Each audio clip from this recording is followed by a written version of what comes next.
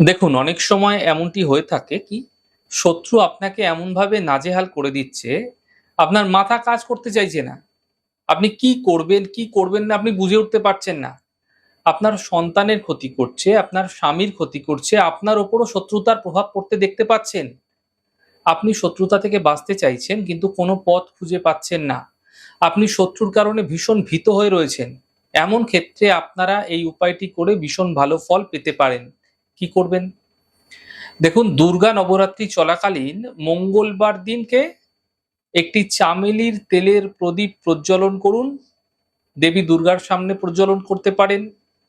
তার মধ্যে দুটি ফুলওয়ালা লবঙ্গ প্রদীপের মধ্যে দিয়ে দেবেন এবং একটি সাদা কাঁচা সুতো নিয়ে আপনার পা থেকে মাথা পর্যন্ত উচ্চতা অনুযায়ী 7 গুণ মাপের সুতো নিয়ে সেই সুতো প্রদীপের তেলের মধ্যে শত্রুর নাম করে দিয়ে দেবেন।